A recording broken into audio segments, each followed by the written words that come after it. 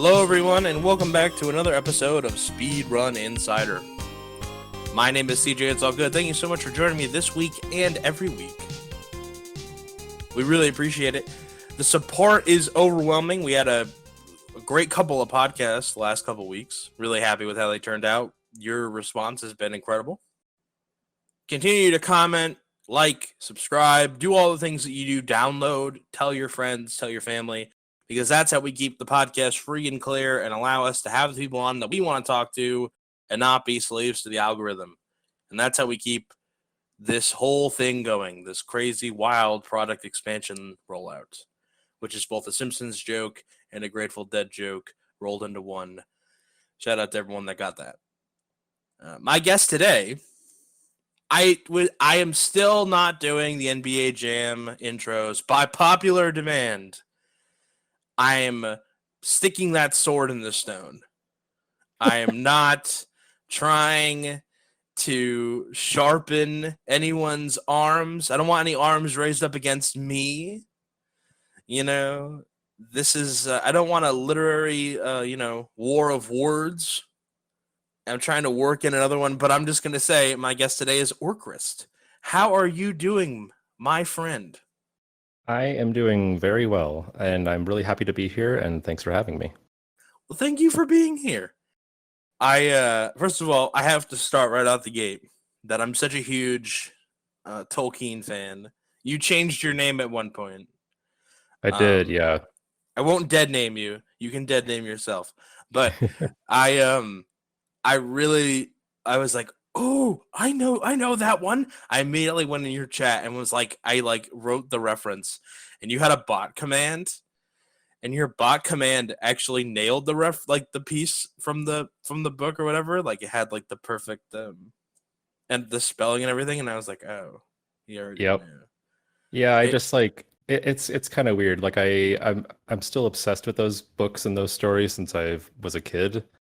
And kind of unapologetically, my guilty pleasure is the 1967 Rankin and Bass Hobbit cartoon that came out. It's awful. I don't know if anyone's ever seen that before, but it's something that I watch probably once a year because I love it so much. It's in the style of those old animated. And it's the same company that made your old favorite holiday animations, like the claymation stuff and the drawings, like the Frosty the Snowman, whatever. Rankin Bass did a lot of those. And they made Thundercats and The Last Unicorn.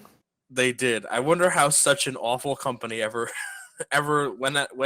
was in business for that long. That is a really terrible. It's not a terrible adaptation, but it's really ugly. I mean, it's just awful. I love it so much. It's like looking at a car crash. No, it's just like it's one of those things like you experience when you're a kid, and it's like it's etched into your soul. Like I could never forget the music and like the sound effects and the way that some lines are delivered. Like it's just going to be there forever. So when I was thinking of changing my name to something that wasn't going to link me directly to my real name, making YouTube videos and whatnot, I thought, well, what sounds cool? What's something that probably people would think of? Oh, Sword from the Hobbit. Why not? Let's go for that. Yeah. My favorite part about that I don't know if it's an animated special or just an animated film, or what would you term it as, but they have Richard Boone is the voice of Smaug, and I love Richard Boone. Richard Boone, for those of you who don't know, popular actor, made famous from such television show as Have Gun Will Travel as Paladin, which is probably my favorite role. I'm a big Westerns guy, so love that show.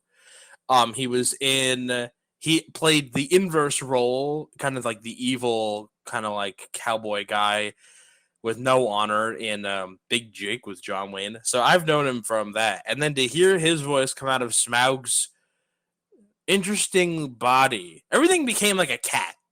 I feel like Rankin Bass wanted everything to be Thundercats. Before they even made it up, yep. I mean, like, Smaug is like the body of like a lizard with the face of a cat. Yeah, he has like huge whiskers and everything. And it's Richard Boone being like big cowboy, like, who dares to bother me? Like he's gonna break out in a fight in a saloon or something. Yep. I'm like, I this is the I I delivery. I actually didn't know that actor, and that scene, like that confrontation, that it's not, one to one with the book or anything, but the long-awaited confrontation of Bilbo and Smaug is just like brought so to life by that voice actor. Like it's incredible how good it is. Yeah, So that's really interesting to hear about that. yeah. I really, it's a guilty pleasure for sure, right? Because it's bad. So I Mhm. don't know what they did to Gollum. Gollum became like uncle, like cousin it He's like a from. frog. Yeah, he's like a hairy frog. Yeah. Like they didn't read the Lord of the Rings. They're just like, I mean, he sounds kind of creepy frog-like. Let's just draw him like a frog. It's fine. Did you ever see the Black Cauldron? Yeah. It's Yeah. like they watched that and were like, this is how we're gonna make Gurgi. Right. We're gonna make It him was more like a dog. it was a weird time with animation, like, the 60s through really the 90s. Like there are people who just like did stuff and it didn't make sense at all and it would not be marketable these days. Like, could you imagine Transformers coming out these days? Like people would be like, "What is this crap? Like, just get out of here! Like, no one wants Mhm. this."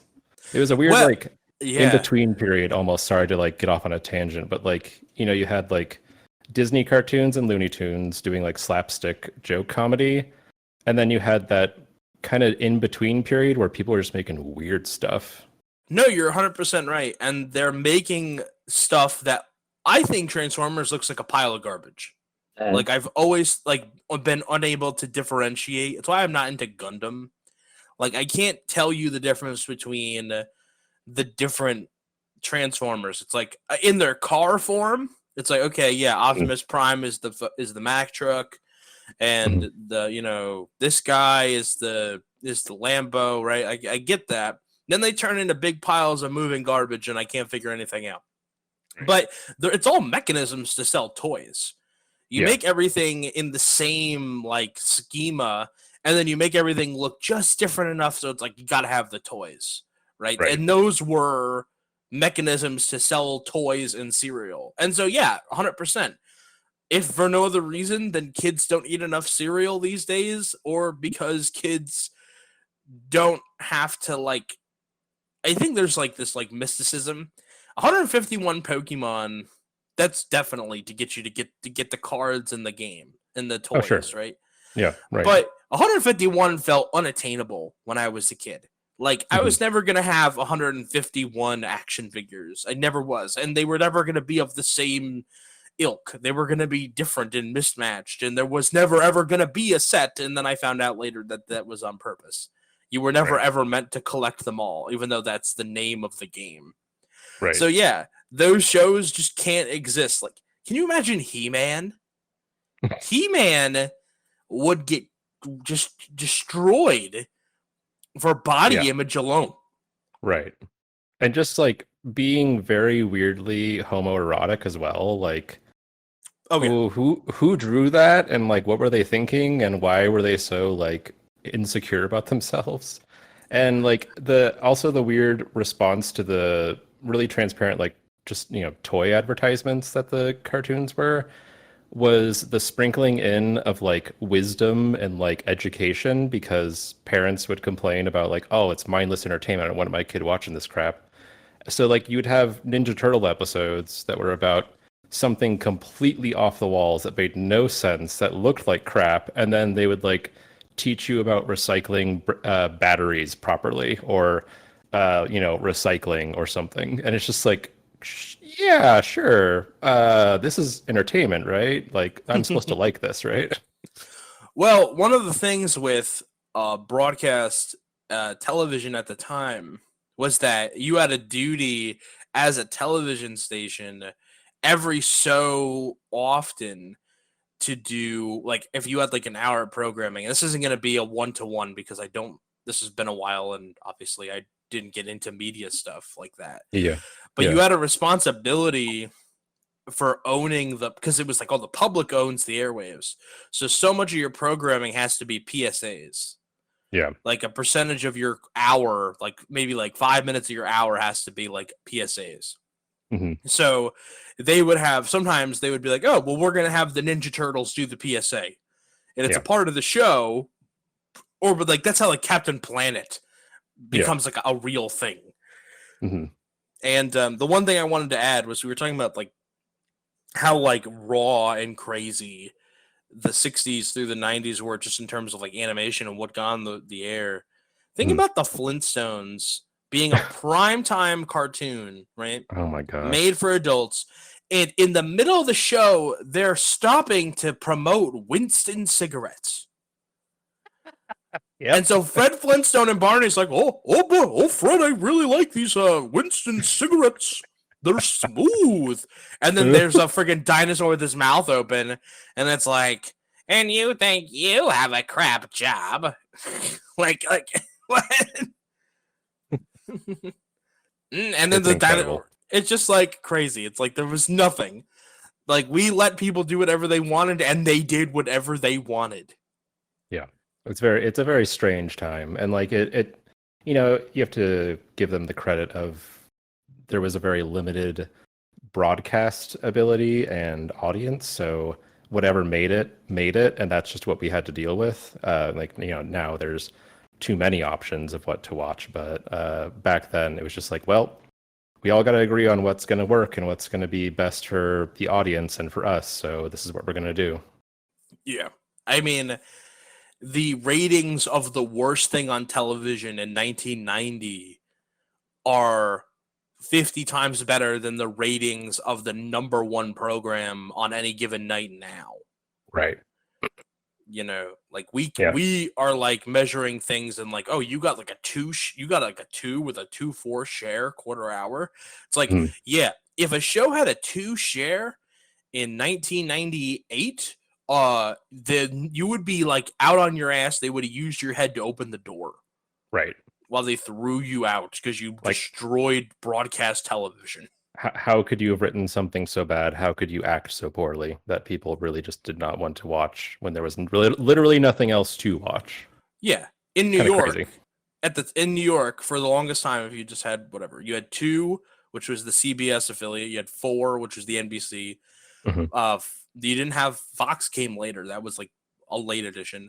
7 was ABC, and then 11 was the WB network, and 13 was PBS.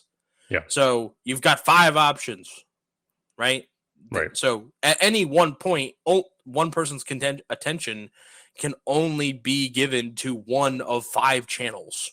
Right. If, until like cable became prevalent. I remember when they started doing aerial drops for cable in my area because they started having to cut trees down. It's like a memory I have in my life. I was sentient enough of a child to be like, oh, that's why they're doing that. Okay. Yeah. Cool. It's nuts. Sticking with the sea of attention, like the sea of noise kind of bit of like, you can watch anything you want now. Isn't it interesting that people choose to watch speedruns when they can literally have the entire library of everything made ever at their disposal? It really is. Like I can remember being a teenager, when I still lived at home and had cable, is that I would spend so much time really just kind of watching nothing. Like I would, rewatch the same episode of SpongeBob that I had seen 40 times before, and then, a block of this or that. And like, it's so weird to think about that time when you would just literally veg out and watch reruns for hours, and maybe you'd see a new show or, sports game or something that night. But that was like entertainment consumption at that time in like the early 2000s, Yeah, the idea of like channel surfing. Like there's just like, this is what's on, you might have, for us, we had like 60 channels for cable that like kind of started to peter out once you got to like the 50s. Right. But like, yeah, like you probably have 60 channels, and then but there's no way to know what's going to come on next unless you bought the TV Guide or you have the TV Guide channel.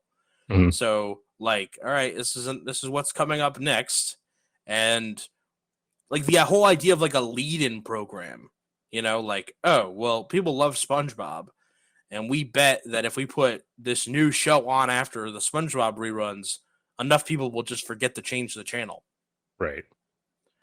And actually, that is funny because it sort of intertwines with the kind of like lurker culture that you see on Twitch. Like, there are a lot of people who maybe they have a web browser open while they're working, and it's on one of their favorite streamers. Then they raid, and then they're in another channel, and they have no idea. So you just kind of have a sort of like I don't know, like dead zone or static of like viewership, which is Yeah. just like, oh, well, this person came over and they don't even know that they're there.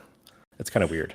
You are, to tie this back to you, you are one of my favorite people to put on while I work Aw. because you're very soothing, very Mhm. dulcet tones, I gotta say. And there's rarely, like once in a while, there's never any screaming or random like freaking out. You know, I might get a bit angry here and there, that's for sure. yeah, but it's all like contained. And then I look and I'm like, oh, okay. Yeah, But like XQC is not something that can be watched while you're working because at any given point on the drop of a hat, he will scream into your ears for sure. and render you deaf, right? Right. So it's interesting. I find like you're definitely a comfort stream in that way for me because I'm like, you're like, okay, and we're gonna try and go through. Didn't want to work today. Okay, we're gonna try that again. And yep, there we go. Like you're like narrating golf. But I'm it's feeling very seen right now. I want you to know I'm there for you though. I'm so there for it. That's like the perfect thing. And then like sometimes I like sneak into chat. But no, it really does it like we were talking about the cable thing. It really does kind of tie right into the whole like I don't want to say like couch potato culture or the lurker culture, but sort of, just like I'm here for it. It's like it's on. It's what's Yeah. on. It's kind of like active versus just passive viewership. Like if you take 90s or early 2000s when we were kids, it's just like passive is watching, the same rerun you've seen before. Active is, okay, new episode, this is my show, let's get it on. Whereas like on Twitch, it's like, okay, well, I'm kind of busy with stuff, so I'm going to kind of lurk in this channel. And then maybe you have a couple streamers where it's like, all right, here we go. Here's the one that we've been looking forward to today. Yeah. This is something I didn't appreciate until I was a little older. Like when by the time like Netflix and stuff had come out. Take a show like Friends or Seinfeld, right? Yeah. And they are sitcoms. They're situational comedies. And any week they present to you a different situation, right? Yeah. And the situation, you do not have to see last week's episode to understand this week's problem. Mm-hmm. Right? Last week's problem was that Joey and, what's the other guy? Matt Perry. Mm-hmm.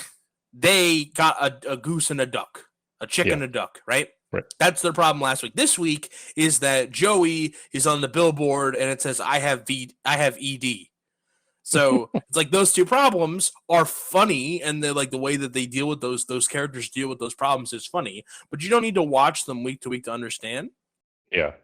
I didn't realize that for a lot of that, there were like plot lines that carried through seasons. Oh, really? Right? Until I was older and was able to watch them in order because you never got to see them in order. Mm.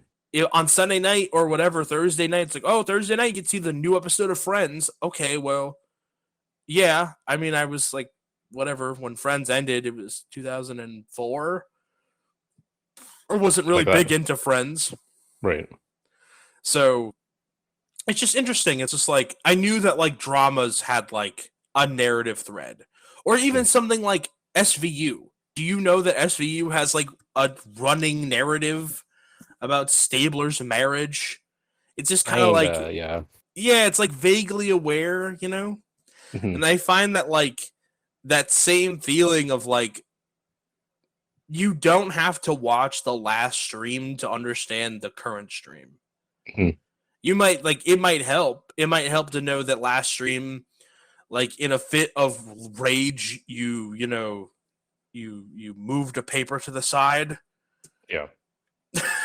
But like you kind of do have that narrative thread too. Like you make a good point. Like it's there if you are like I guess capable of participating in it. Like I don't know if you follow Demon I do. on Twitch. Were you there yesterday for his 150 or 252 in any percent? I was not. Oh, so he like, for about a month or so, he's been kind of like pursuing that 252 time in Twilight Princess any percent.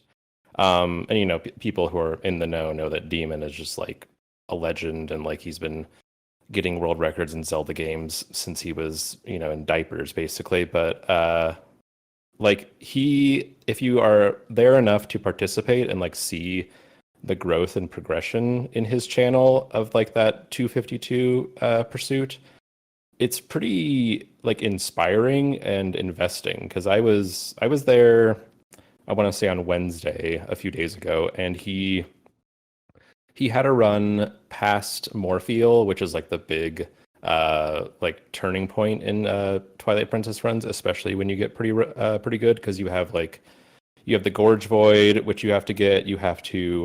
Um you have to get into the Lakebed Temple, and you have to get a good Morpheal. Like if you get a bad Morpheal or you die or whatever, you're going to lose a ton of time. But that day he was able to do a new clip in the Snow Peak ruins, get a good Morpheal, and he was a minute ahead. And then he got to the Death Sword fight in the Arbiter's Grounds, and he failed. Like he wasn't able to do the skip, and he lost all that time, and the run was over. But he, being a professional, is like, you know what? It happens, and I've been here before. I can do it again. And then, I woke up yesterday morning, and he was 10 minutes away from his goal, and it's like, oh, it's happening. And then, I watched, and while I was eating breakfast, and he did it. And you need a little help, like if people know about TP runs. You need Zelda to give you a good pattern and give you a good cycle for most of the time. Like sometimes, you'll have a great pace, and she'll give you either 14 cycles or 7, and you have no control over that. But it's pretty cool when you're able to like participate in that sort of experience and like see the progression and see the failures and then see the successes after. It's really cool to like feel like you're participating in it, because in a way you are as a viewer, and in a way it also is just the streamer by themselves in their bedroom or their office or whatever. Yeah, it's definitely interesting because it's content that's being consumed and it's being presented in a way for consumption, right? That splits, as much as they help us, are also there for the people watching, Mhm. the other things that we do for the chat, like we put the chat on screen, or we have like the health bar, the socials, like, or the newest emote or the goal, that's all Yeah, for them. right. And really, streaming speedrun attempts is different from other types of streaming, because for most other kinds of streaming and streamers, I honestly feel like the point of streaming speedruns is something like, well, we were going to do it anyway because this is the easiest mechanism to record attempts, Mhm. right? Or Yeah. like, you're not going to keep bad attempts recorded on your hard drive. Like, I think an MKV of like an hour is a huge file, Mhm. and you, not to mention, you can't do anything with an MKV. You have to remux it into an MP4.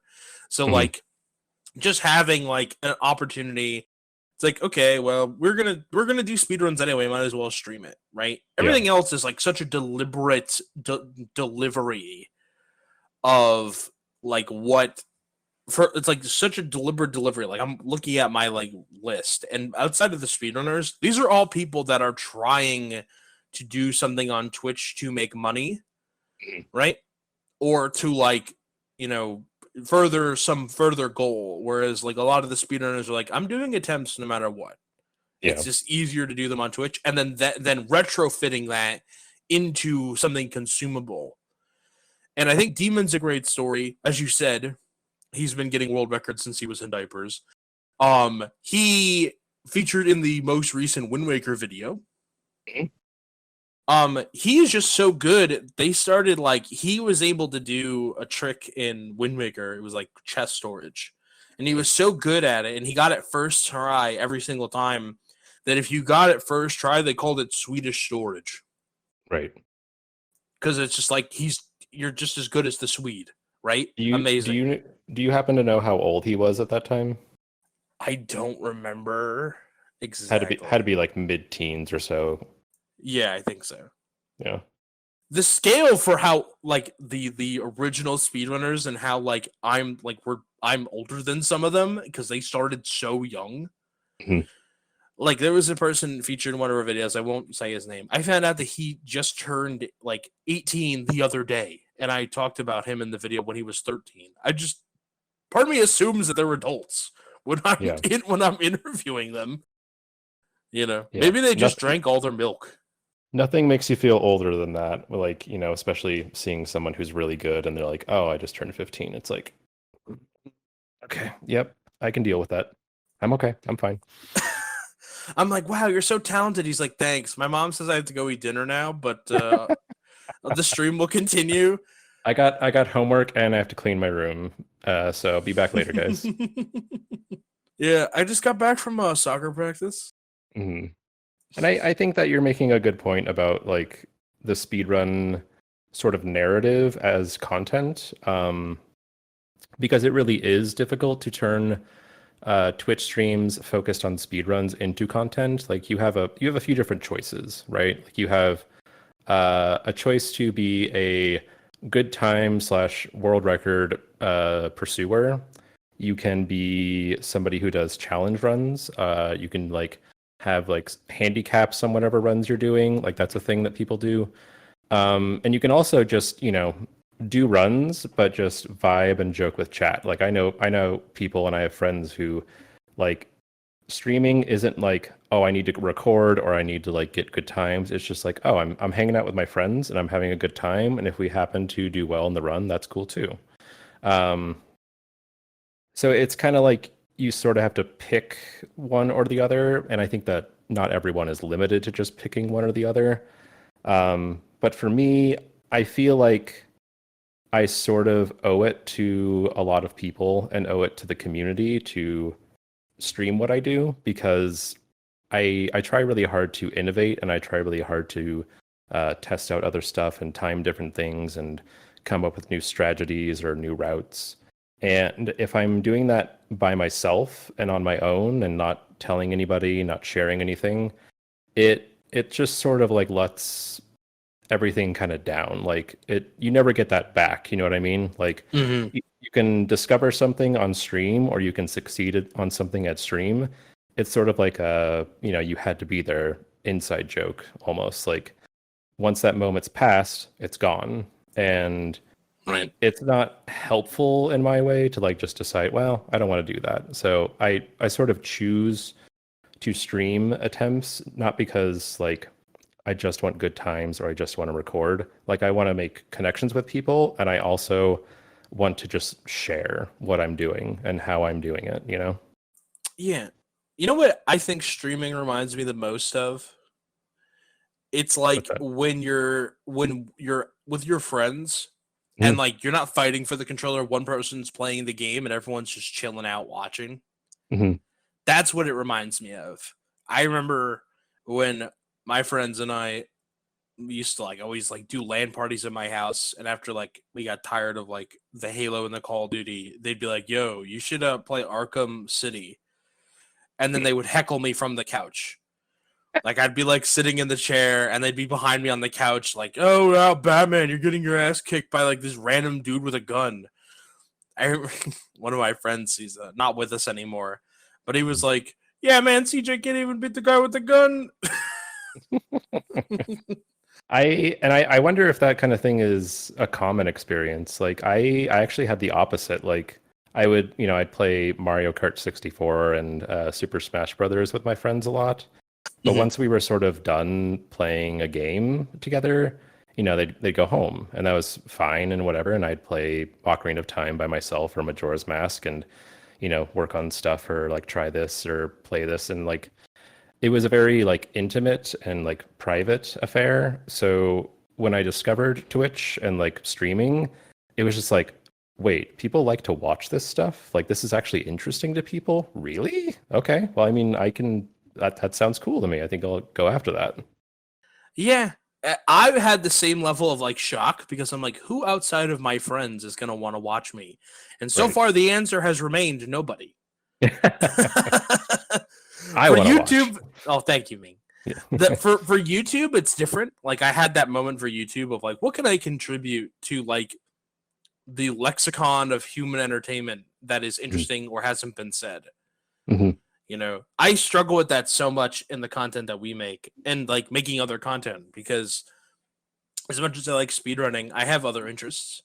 My favorite show in this world is The Simpsons. I have so much to say about The Simpsons at any given point. I have an eidetic memory for some of those episodes, like frame by frame. Same. There's a season 9 episode where Homer becomes the garbage commissioner. Oh, I love that one. Yes, and it has Steve Martin as the sanitation guy. Mm-hmm. And he's like pretty unflappable, and Steve Martin plays it so straight. And my favorite part about it is that like Homer is just egging him on the whole time, and he's trying to get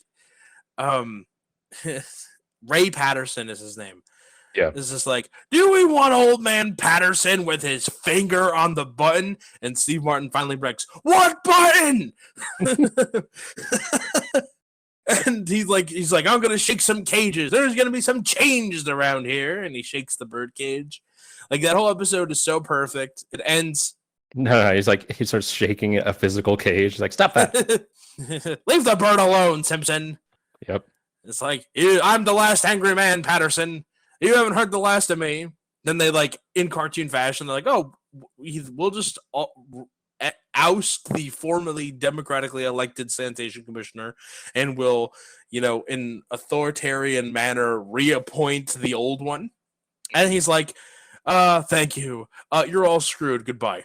And then they do the Trail of Tears thing with the Native American shedding the single tear.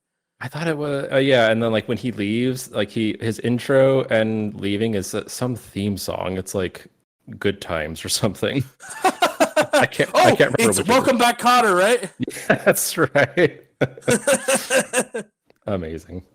Oh no, it's Sanford and Son. That's right. That's what it is. Exactly. Yeah. Amazing.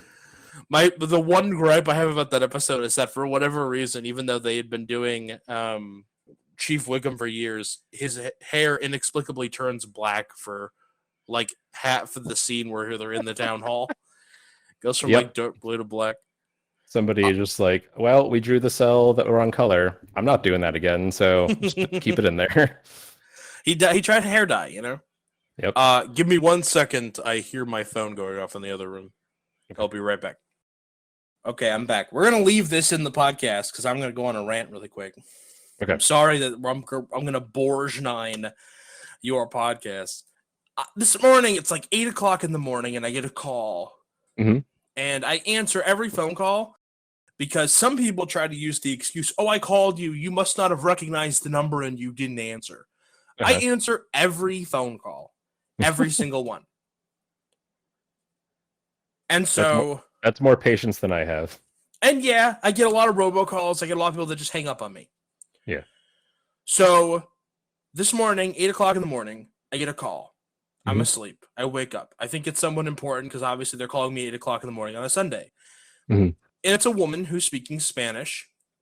And I'm like, wrong number. And I hang up. Instantly calls me back screaming at me in Spanish. And I'm like, no habla español. And she's like, I'm not the person you're trying to call. Yeah. And so she calls me back instantly and says, fuck you, men. And I'm like, okay, whatever. So here's a weird way to start my day. yeah, so I go back to sleep, and I'm like, what the hell happened? I just get a call, 3 calls in the other Mm, room, and I go and answer my phone, and I mm, try not to have my phone on me because I'm recording a podcast here, mm. and she called me 4 times. So I call her back, and I'm like, you are calling the wrong number. Yeah. And so she goes, buenos dias, buenos dias, buenos dias, buenos dias. And I'm like, okay, no hablo español. No hablo español.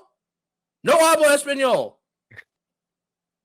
Buenos dias. And she starts speaking Spanish again. I'm like, no, you have the wrong number. She said, go to hell. I'm like, well, your English is good enough for that. So I have no doubt that this poor woman is calling the wrong number. She's secretly trying to call a different person, and she's not. And so Yeah. I have her blocked. And blocked on my phone apparently means that she can still call me, but it doesn't give me the notification anymore. So, like, in the time that it's taken me to tell the story, she's called me 3 more times. Wow. Very I don't interesting. know why. I don't know how. I don't know what the hell, but she's calling me, and she's from Maybe California. maybe you're like one number off of like the pharmacy or something. I'll tell you what's crazy. We actually had a situation for years. I would get calls for somebody named Joan. And they'd be like, is Joan there? And I'm like, no, who the hell is Joan? I don't know anybody named Joan. Mm-hmm. For years. And it Yeah. was like the exact same number, the same area code and everything. So then years later, I was hiring a designer for my job, a graphic designer. And her name was Joan. And her number is 1 digit off from my Oh number. wow. And if Wow. you were typing in her number and you had a slip of the thumb, Mhm. my number is the number you would type. Interesting. So like in the example, if like my number was like 7-1, her number was 4-1. That's so strange. Yeah, it's just totally crazy coincidence. So Huh. I apologize for that brief delay. I know we were talking about, I believe, The Simpsons. Uh-huh. I mean, no worries. No worries at all. We got off on a tangent about The Simpsons, but I wanted to pull it back into your stream. And I thought, I think one of the interesting things about like streaming in general is when new people kind of like start hanging out in your stream that you don't know, like I always find that to be a weird experience because I'm like, you're choosing to be here. Like everyone else is my friend and I've made friends by being in their chats. But there's a few people that have shown up in my chat that I didn't meet somewhere else. I always find that to be so interesting. I wanted to hear your thoughts on it. I mean, it's kind of funny. Like, people find different channels and different streams for different reasons. And maybe this is not the correct way I don't know. I don't know how I feel about this. Maybe you can tell me. But so I think of myself as like an ambassador of the Breath of the Wild speedrun community. Like it's a very small and niche area of Twitch. If you come on to the site for the first time and make an account, you're probably not going to see a Breath of the Wild speedrunner on the front page unless, they win something or whatever. So my just assumption and understanding is that somebody kind of found me on purpose. Like either they were looking for speedruns specifically or they're new and they think they might want to learn stuff. So, whoever comes in, I feel like it's good for my channel and good for the community at large to make a good first impression. Like if I'm rude or if I'm annoyed at the time and they follow, like it's not going to leave you. That those first impressions are important. So I try to think of myself every time I go live with those kinds of speedruns as I am representing myself and I am representing the community. So it's kind of incumbent on me to purport and conduct myself in a certain way so that people feel welcome and feel like they can participate, because at the end of the day, it's a business. Like, there isn't a lot of money at stake, but people do make a living streaming. People do make a living speedrunning Breath of the Wild. And it only helps me and helps other people to just be welcoming and kind and understanding, because you never know who you're talking to. You might be talking to a 13-year-old who should not be there at all because, my channel's 18 plus, or you're talking to, somebody in their mid 30s who really is just kind of looking to make some friends and connections, and maybe they'd like to support someday. Who knows? You really never know. So I think it's good to have that, I'm making a first impression at every moment I am streaming, Yeah.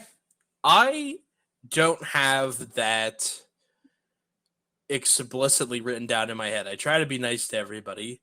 Yeah. But my rules include a line, which is don't be a donut, right? Just don't be a donut, man. Like, and I always get these kids that come in and they're like, they just scream the N-word. And I'm like, what are you doing? Right. What are you doing? Right. And I'm like, all right. Like, then there's someone out there listening right now. Well, CJ, why isn't it on your banned words? It is. They find creative ways to spell it. That's fun.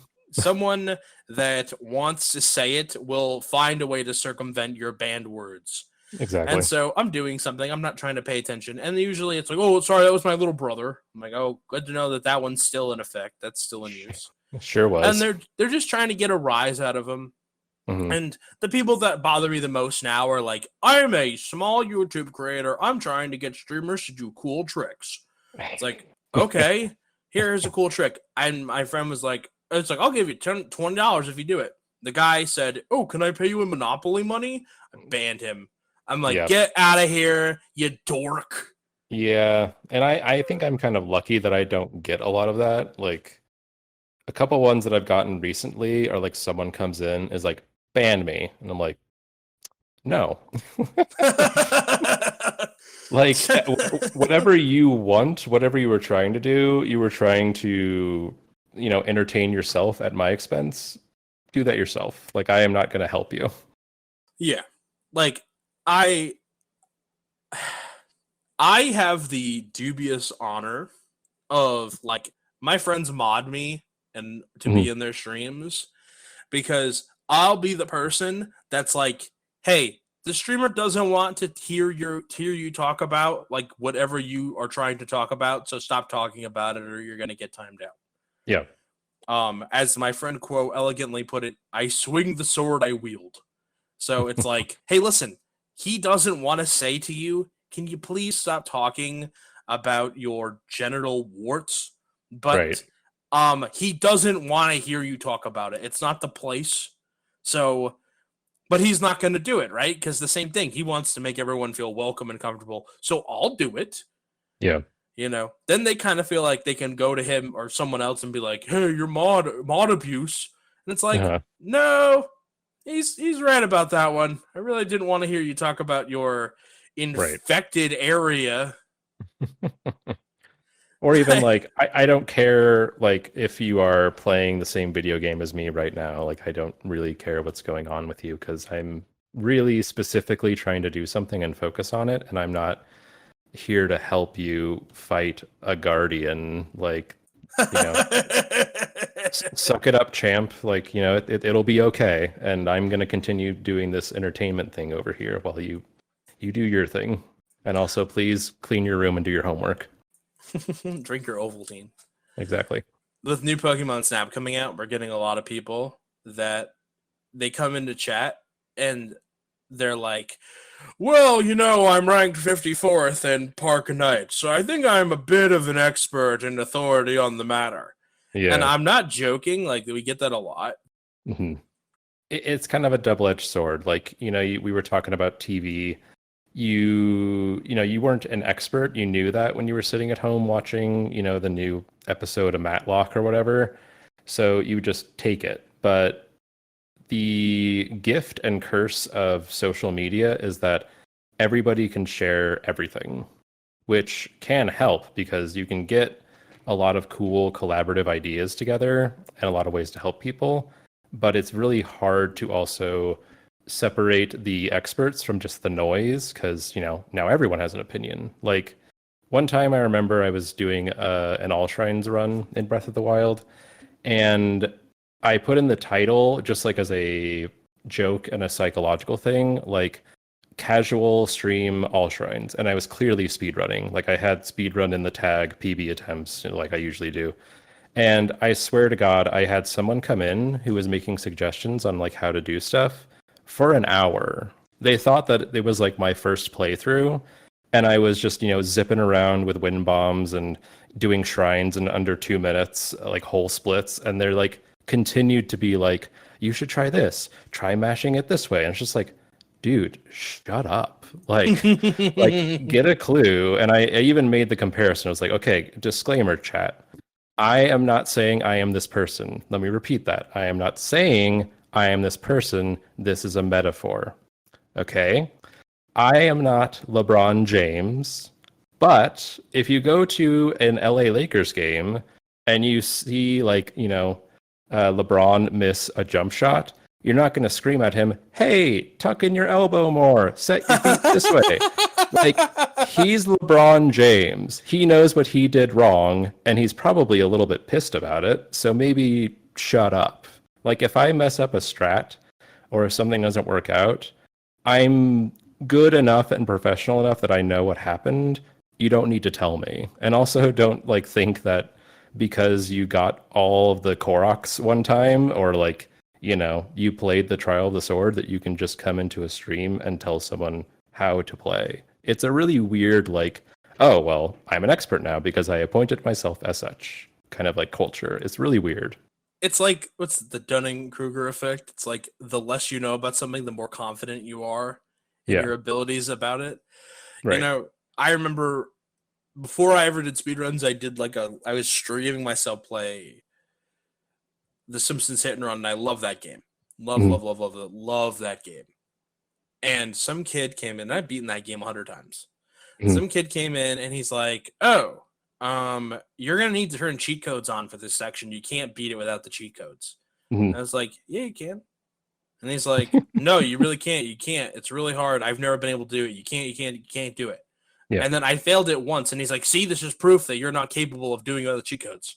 And I'm like, I haven't played it in years. Can I have a few minutes? Right. And he was being so annoying. And I'm like, don't go into other people's streams and tell them what to do. That's the big thing. Right. Is in the context of everything we're talking about, it's don't go into someone else's stream and tell them what to do. Don't go to the Rockies game and be like, "Trevor Story, choke up on the bat." Yeah. He's swung a bat 10 million times. He probably knows. And it's and the slightly other side of the coin is having confidence and knowledge, but also a shred, just a tiny bit of humility in the fact that maybe there's a couple things you don't know. Maybe someone does have a thing to teach you. And I try really hard to consider those things when somebody recommends it, or they're able to get a time that I wasn't, or they did a strat I didn't think of, and it's oh, let's take a look at, oh yeah, that looks cool. But really approach matters. I could go into someone who's new in their stream and start telling them everything they're doing wrong. They did not ask me. Just because I know doesn't mean it gives me the right to command them or instruct them, Yeah, and we're on the cusp of something that I think is really important to talk about, and it's a hard thing to bring up, but accessibility and inclusivity in speedrunning is really important, but there's a fine line. Right. Not engaging with everybody who thinks that they know, okay, it would be not a positive, inclusive thing to say that I know more than you and that makes my opinion more valid. That's not inclusive, and does not make the hobby more accessible. And I agree with that, right? Yeah. Everyone has something that they can contribute. Every dog has its day. Every horse has its race. And so by shutting people out, you're really hurting yourself, and you should listen to what people have to say. Yeah. Where the line is for me is that we have lost, and the lines have been blurred on I want to get this out. The line has been blurred on who the authorities are And I mean like people that know. And Mhm. so it's like informed opinion. It's like you have information, but you don't have knowledge. Knowledge Mhm. is information plus experience. Mhm. So, like, for example, you have played Breath of the Wild more than anybody that I know, but that doesn't Yeah. mean that you've played Breath of the Wild more than anybody that you know. Right. You, for me, are the person I would ask if I had a Breath of the Wild question, Mhm. because you have the information that you've gleaned from having played it and the experience of you stream it all the time, Yeah. as opposed to somebody who doesn't have all of that experience because they haven't played it as much as you have. That doesn't mean that they might not know the answer, but Mhm. they may not be able to best answer my question. And Right. so when we give everybody the same microphone to be like, hey, you have the same knowledge or the same level of experience, that's how we get a bunch of people who are kind of jerks. Yeah. You know, they're overconfident jerks. And that's Or true for every hobby. and It's or not they're exclusive to speedrunning. kind of looking for, endorsement or like to make a name for themselves. Yeah. And I always find myself like, I want to be super clear. Everyone should be able to speedrun. And it Yeah. doesn't matter how good or bad your time is. The act of speedrunning is the fun. Yeah. I am not a world record holder in any category or game that makes a goddamn difference. Hmm. I just do it because it's fun. My friends do it, right? I don't do it to be fast. Hmm. And everyone can pick up a speed game. The speed games I play are so easy to pick up, right? Hmm. Pokemon Snap, it drives the cart for you. Yeah.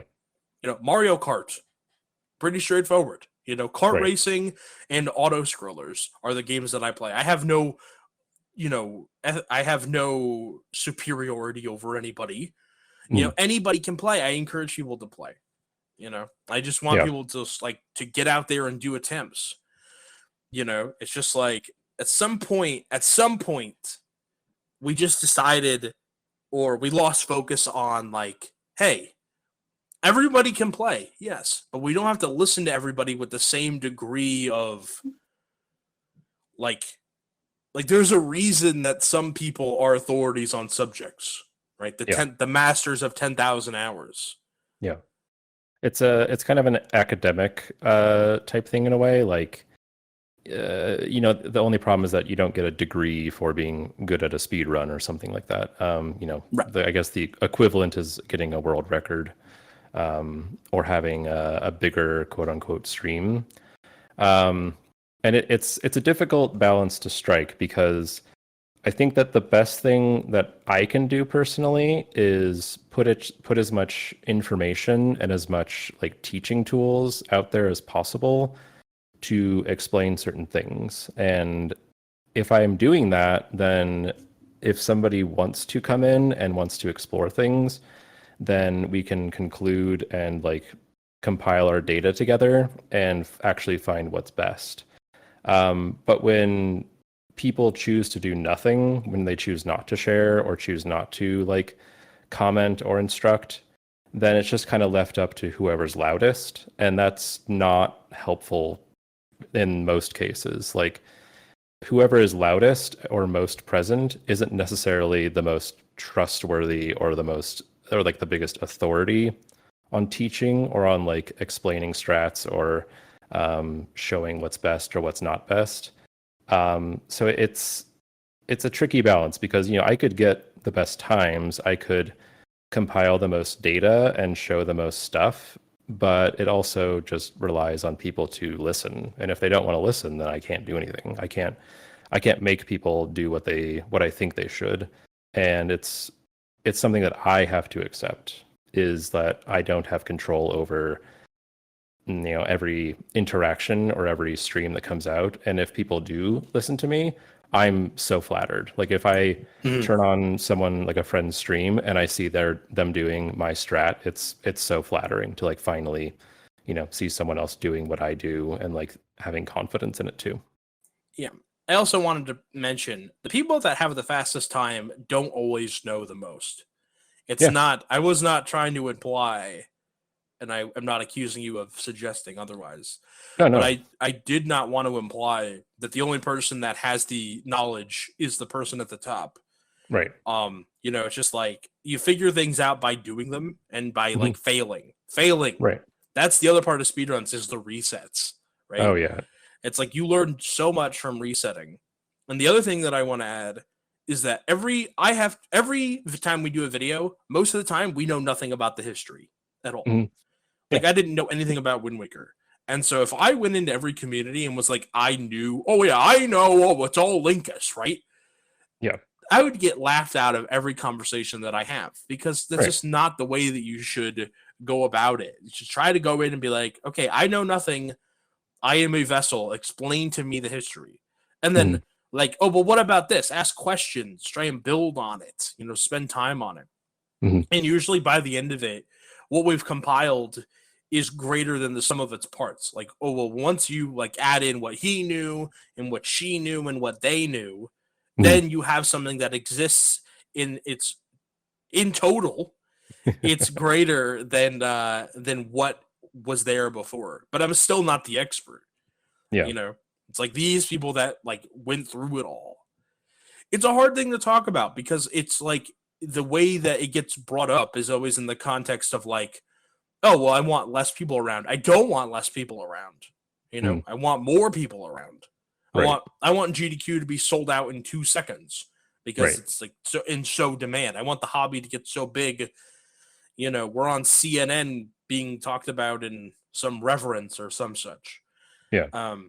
But I also want people to like I don't want the community as it exists now to get worse, Right. because everyone coming in is a shitter. Mhm. you know. Yeah, you need a lot of different kinds of people in a successful community, I think. Like I see kind of three different types of people in speedrun communities. I see runners who can synthesize the most information and the most strats and combine it into what they will do best and get the best times with it. You have the routers, the people who do all the testing and like the glitch hunting and the strat testing. And then you have the did I just combine two things? Well, that's what I mean basically. Like there's, the runners, the routers, and the strat testers, basically. Um, I think that everyone needs to work hand in hand together because not every router or every strat tester can get the most out of it. Like you'll have somebody who is more of a pure runner who can really synthesize those things and optimize them in little ways that actually make them good, Because like not everything exists in a vacuum. If it did, then there wouldn't be a community. But since everything is available to be shared, and I think the good communities share as much as possible, then it only helps each other to get better. I really think about the Super Mario Odyssey speedrun community, which I've kind of dabbled in a bit. Like I've done a little bit of any percent, and I have a lot of friends who run that game. They have, for Twitch metric or standards, so to speak, they have a lot of partnered speedrun streamers, a lot. And I think that the greatest strength that they have as a community is the BTT, or best theoretical time, pursuit. Like everybody is trying their best to optimize every tiny little thing to where, like you don't just have to watch this one guy because he's the best. Like you can see Tyrone 18 most weeks doing any percent or other speed runs, and he's incredible. You'll see Mitch sometimes, you'll see Lucid, you'll see Hey There, or name a lot of guys, and a lot of them get partnered because they all support and help each other. They only work to help each other. They don't hate each other. They're friends. They want to see each other succeed, and it's really good. It's really healthy. And it's there. It's not a perfect community. Like anyone who knows some of the inside drama and stuff that's happened with larger streamers, it has happened. So it's not all the Garden of Eden and like a utopia of speedrunning, but they do a lot of good things together that helps one another get better at the game and improve as streamers. And I think it's really amazing. Yeah. That's an example of a community that got to kind of forge its own destiny a little bit because Mhm. it got to be made in its own image with all of the knowledge of how all the other communities failed, Yeah. right? Like it can look at like what's wrong with the Super Mario 64 community, Mhm. which I think the funniest joke about that is that if you ask them, are they console biased? They'll say no, but they Mhm. 100% are. You Yeah. know, they don't respect the accomplishments of other people. Like, oh, you're on VC, huh? You know, Yeah. like it's just like disrespected or emulator in that way. You So have to be on 64 and the Japanese copy to do LBJ, right? I think so. Yes. Something like that. Yeah. So like it's just like the disrespect is there. So it's like, okay, well, we're not gonna be that crowd.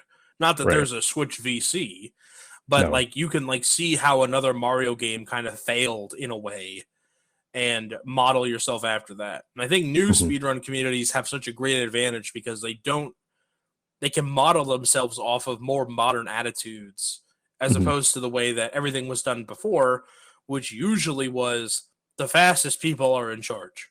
Yeah. You know, and I think a lot of communities now they're not doing that, and that's a good thing most of the time. It's Mhm. like, you know, it's like have other people have checks and balances. You know, you Right. don't have to Yeah. be fast to know about the game. And people are flawed and they're going to find reasons to disagree or have fights with each other. And that's okay. Like it happens. And if it gets to an extreme where someone has to be purged, like it's just kind of the business, so to speak.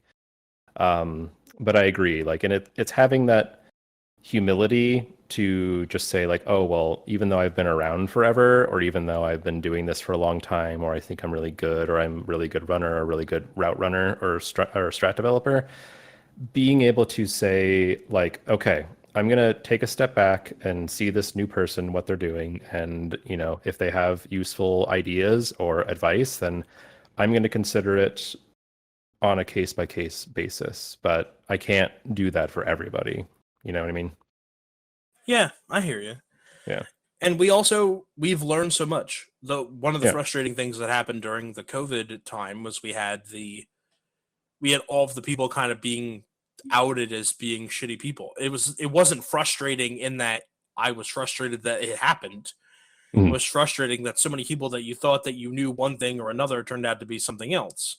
Yeah. And we as a community grew because we're like, okay, well, we don't have to allow them into our buddy club. The Mhm. thing that I said at the time, and I'll say this now, and I still mean it, you know, your history, that's you. That's the Confederate statues. That's you guys did this, right? Yeah. I will not erase history. I will not alter history. Like, if you guys were really down with Hitler, like, I think you should, you know, own that. Like, Yeah. that's what you did. You know, Yeah. I didn't tell you to do that. You did that. Not you, orcrist. You, the royal you. I definitely didn't tell anyone to do anything Nazi related. That's for sure. I'm glad. Good. And damn Illinois Nazis, Colorado Nazis, They're out there. they're out there. But the leaderboard is a reflection of your community now. Yeah. So yeah, the history book is going to say that you guys were down with a pedophile. Like Mhm. that's what you did, right? Yeah. Like you can change your mind, and the leaderboard is a reflection of that change in attitude. Mhm. That's the statue, really.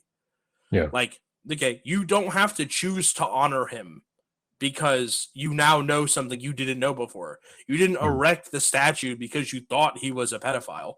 Yeah. Hopefully. Hopefully. Hopefully. Erect may have been a poor choice of word in that particular situation. I didn't notice that, and I was going to let it slide, but I appreciate you going back to it.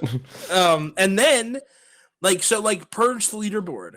You know, someone told me during all that shit, you know, when we purge the leaderboard's the victim. I said, you know, champ, the leaderboard's not a person. I'm pretty sure the victims are the victims. Yeah. You know, like Right. I want to separate myself from any thought that I have anything other than like, you know, the best intentions in mind when I talk about speedrunning as a community, because people are very heightened sensitive to it sometimes. I Mhm. want more people to speedrun. I want everyone to speedrun. I don't want anyone to be left out if they want to participate. And it doesn't matter how good you are or how fast you are, or if you decide to do a trick that you don't like doing it, like you don't like doing the thing where you launch yourself with 2 bombs, Mhm. totally fine. Do Yeah. that run. Make that Right. run. Right. Like you can play by your own rules. There doesn't have to be a leaderboard for you to do it.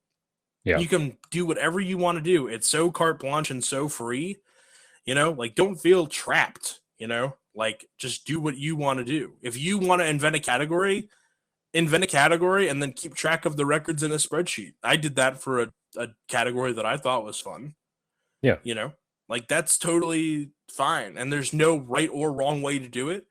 I just want to get rid of the people that come in to the chat. I don't want the people to come into chat and be like, have you tried this? That's the thing Yeah. that I didn't like. Right. And Just I really, and I agree with you. And I kind of wish that most leaderboards did reflect what the community wanted. And it's really like, it's tough to be a staff member in a speedrun Discord. I'm not. But we had a thing quickly about all shrines. There's a new trick called Shrine Coordinate Warp. It's a year old now, but basically you can store an elevator from one shrine and the cutscene for it and take it to another one and just enter it no matter what. And there are a lot of rules around it, and some of the ones done in the route are very difficult and somewhat RNG. And it's kind of a turnoff for people. And because of that, the staff made a vote on whether or not to separate the categories between SCW and no SCW. Sort of the legacy versus new kind of thing. And it's a cool idea from an inclusivity and accessibility perspective. But the truth is that no one's done it. No one's run the old one except one other person and myself. Like I did a couple runs a week ago or something, and I got a new world record with it. But it's just not appealing to anybody, even if they're aware about it. So even if you do make those conditions, it's not always like actually beneficial to anyone. Sometimes it's just like noise and discussions and debates and like conditions for no one. Yeah, it's sort of like you had the best intentions for the hypothetical person, right? Yeah. Like you had the best in your heart Yeah. for the people that may not exist. And I think that's Mm. cool to have. Like I'm glad that exists for you guys, although I'm not particularly interested. It's Yeah. better to have it than to not have it. The Right. one thing that I'll also add, I said this last week with Jim, but I'll say it this week. There's a Mitch Hedberg joke. It's like, I worked my ass off to be a good comedian, and I got to Hollywood, and they said, "Oh, you're a good comedian. Can you write? Write us a script." That's not fair. It's like if I worked my ass off to be a good chef, and like, all right, you're a good chef. Can you farm? Yep. Oh, I make content. Oh, you make content. Moderate a community for us. It's like, Right. I'm not the person you want doing this, right? Yeah.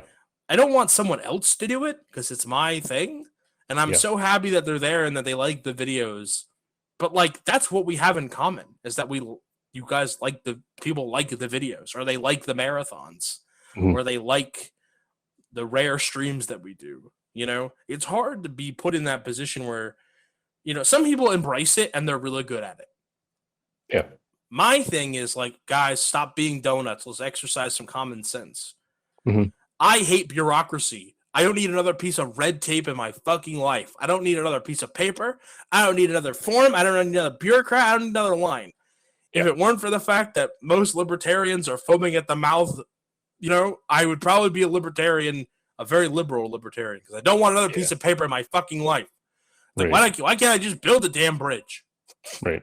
I want to build that bridge because anyway. Yeah. I'm going to cut out the libertarian bit. But my larger point is, I I hate committees. Like, we had to establish a blue ribbon committee. Why? To figure out what everyone's thoughts are about this. She's a chucklehead. Let's get rid of him. No. We have to establish a panel of 9 people. It's like, oh, okay. I get why we have to establish the panel. And I want to hear from everybody. I really do. But this is invading the time that I have in my life to spend on making more videos, which is why we're here. Mm-hmm. You know? And it's like exhausting. Like, if like it just takes away. Like, I feel for the people that get caught in these speedrun dramas. We're not experts. We're not HR people. You know? Like, when the thing with the Banjo Boys happened, it's like someone said to me, like, this guy's a trucker. I work at a shoe store. It might not have been the Banjo people, come to think of it, but it was like around that time. It's like, this guy's a long haul trucker. I'm a shoe store salesman. This person works in a butcher shop. What qualifications do any of us have to conduct an investigation? Yeah. Into what's best for 300 people from across the world. Right. Like, it's such a difficult thing, and like, you want to make sure that you have like community guidelines and like examples of what it is or is not acceptable behavior. I think that that's really important for like just the safety and peace of mind of certain people. Like, you know, like topics around sexual abuse do not hurt me as much as they do maybe some others, but I have to consider those matters as being paramount because there are people who think about them very strongly. Sure. And it's always a tough thing to do, to know what to do with a certain runner. Like, you know, some communities are just like, wipe them from the board, they never existed. And some are like, okay, well, we can make it an anonymous like run. It's still there and people can look at it if they want to and study it, but we are not going to give credit to the person. So it's like you get 2 parts when you are a speedrunner and you submit to the boards. You get your own reputation and your own clout, so to speak, and then you get the game and the strats themselves, which are not yours. Like, they are a community built thing that you are presenting and trying to present as best as you can. So I think that it's interesting when people do take the idea of like, okay, well, we're going to keep the community collaboration and resource there, but the person no longer gets the credit. Like, almost like a mean, like a Mean Girls type, like, you can't sit with us. We wear pink on Wednesdays kind of thing, you know? You wore sweatpants on Monday, Regina. Exactly. I'm a huge Mean Girls fan. Who isn't? Fair point. I'm not trusting anybody anymore that's not a Mean Girls fan. So, and this was a really heavy topic, and I think the number one thing that we can both agree on, I think we agreed the whole time, I don't know why I put it that way, but I think the one thing that you, the audience, can agree on with us is that we just have to always do better. Yeah. Like, no matter what, we have to go into everything with our best intentions and try our best, you know? Yeah. And, pretty crazy. Like, you know? And it's crazy stuff. I personally, I don't want to ever get to a point in like specifically Breath of the Wild speedrunning where I feel like I don't have to answer to anybody, you know? Like, I want to feel like I can have an honest discussion about ideas and strats with every single person that ever comes in, as long as I'm here, you know? I never want it to be like, oh, well, Orcrist has world record in this. I couldn't possibly ask him for help. Fuck yes, you can. Ask me for help. I will get in a VC. I will get in a VC and help anybody, literally anyone, unless, you know, they're a dick to me. But if you are new and you want to learn something, I am so happy to teach you if you just want to like listen. Like, that's what I want to do. And I hope that most people do think of themselves in that way in some regard. Like, I'm not untouchable. I can be wrong about things. I want to have these discussions and get as best as I can and help other people get as best as they can. And I will help teach you, or you can help teach me what we need to know, you know? Yeah, absolutely. I thought about jumping in, hoping you'd bite. I'd be like, hey, teach me how to do Breath of the Wild, and you'd say no. Ben. Whenever you got time, buddy, I'll help you out. I don't even know if you have a Switch, but we'll do it. I have a Switch. I have one. Okay. I played Animal Crossing. Perfect. It's the same game, right? Yeah, essentially. He's crafting and whatever. Yeah, just swap bees for bokoblins and you got the same game. Yeah. I'll just, the tarantulas probably suck, but, it's probably okay. The tarantulas for Lizzlephos, same deal. I can't avoid this and I will die and I will be very angry about it. I had one thing I wanted to say and I forgot it. I remember. You said, you don't want to get to the point where you're beyond reproach. Like someone can't feel like they can. I don't want to get that point in speedrunning. I don't want to get that point at any point in my life. Yeah. Outside of speedrunning in anything. I don't want people to feel like they can't come to me with something. Yeah. It's like I want people to always feel like, oh, hey, CJ's mind, or CJ's heart is with me, even if it's like we're in different places in our lives. Yeah, that's where I want people to feel. That's where I want people to be with me. It's like, hey, what did I say? I won't say who the person was, but I said after a podcast, like, hey, if you ever want any help with anything, a video or graphic design or anything I can do, and they're like, it was like, oh, no one's ever offered that to me before. It's like, and it was like a person who does video editing. I'm like, I'll just be happy to help you. I don't have and it's sad too, because like they didn't have that person or that community around them to help them do that, and that just sort of sucks. Yeah, like I'm like, listen, I'd offer to motorize your wheelbarrow for you, but I don't know if that'll help you that much. Also, I haven't done it myself successfully yet. Yeah, I want to think of myself as I always have room to grow, and I want other people to also see me as being open to that as well. Like I'm never like, this is what I do. No one talk to me. And like, I can't stand being that person. I don't have to listen to you because I am a better person than you are. I have played the video game more than you. Therefore, yeah. I don't like that elitism of like skills or expertise. I don't like it. Who dares disturb Smaug? One of them filthy lakemen. Do you barrels? Barrel rider?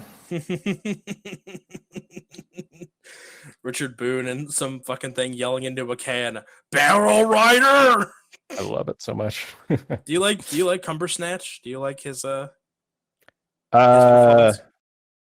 who does he do? Oh, and the new one, the new Hobbit. He does Smaug. Oh, Benedict Cumberbatch. Oh yeah. I didn't really see them. Like I saw the second movie like with some friends and like just kind of like hate watching it. But no, I didn't watch them. They seemed all over the place. They were all over the place. They tried to roll in like the Silmarillion, Yeah, right. And like they like made Gandalf have this like side mission of like finding the necromancer and whatever. It was weird. I did like the Stephen Colbert Easter egg though. That was fun. That was pretty cool. I don't know, we should go back and watch them. Like I watched the extended editions of not The Hobbit, never The Hobbit. Martin Freeman's okay. He's a good Bilbo. But I watch the extended versions of Lord of the Rings every year, at least once. I'm due for my yearly watch soon, actually. Oh boy! I hope you've cleared an entire day. It's a 12-hour day. Yeah. Yeah. The worst one for the 12-hour day, honestly, the worst part is the Two Towers. That if you cut out all of Faramir from the second book, it's a better book. Sorry, better movie. The book is fine. The movie sucks. Faramir being upset and leading you away from Mordor is the worst part of the Two Towers. Oh yeah. I hated that part too. I was really disappointed. Yeah, I'm like, God, why? And then it's like, oh, and the third one, we're gonna immolate him. What? Yep. All right. Well, I think that's about it for us. Unless you have anything you wanted to add. No, not really. I think I took care of. I think I think that I explained things as best as I could, and like my position on certain random thoughts that ever come across my mind. Yeah, I think we did a pretty good job, you and me. We're a good team. Well, I think you did a great job. Aw. Listen, I'll happily be the Sam to your Frodo, buddy. Aw. Does that mean we're a couple now? It means that we have a very strong bromance where one of us has a ring that we won't give to the other. Perfect. Perfect. Give me the ring, Sam. And we got a weird friend with us for a little while who's going to betray everything, and it's just going to be a bad time. Watch traitors. But we at least get to fight a giant spider.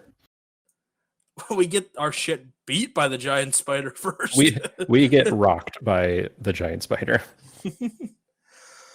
All right. Well, thank you so much for being on, Orcrist. I really appreciate it. If you want to follow my guest today, you can go to Twitter. That's twitter.com/Orcrist, ORCRIST_GC. That is, like I said, Orcrist at Orcrist_GC. You can go on speedrun.com. And that is Orcrist, spelled the same way, _GC. How about Twitch? Well, remarkably consistent. Twitch.tv/Orcrist_GC. And YouTube, you're going to have to type it in more than once, as I did. But it's still Orcrist_GC, but there are a lot of videos about the sword. It's true. So you have to do a little bit of digging, but there's also a link in his Twitch profile. So if you can't find it, there's a good place to get it. Hopefully I get those metrics straightened out soon with more popular videos and more views. Yeah, I watched your last one about the lost origins of Majora's Mask. I thought it was pretty cool. Thanks. Yeah, I'm working on another one right now. It's a doozy. I'll just put it that way. But I think that it'll be really great when I get around to finishing. I have faith in you. Thanks. All right. Thank you, everybody, for listening each and every week. We really appreciate it. Stay tuned. Next week, we have another episode, a great episode, another great guest. Don't touch that dial, or I guess touch that dial because we're going away now. Don't listen to static. Listen to another podcast that either I've made or someone else has made. And again, thank you so much for listening. And we'll be back next week. Thank you so much, CJ. Thank you.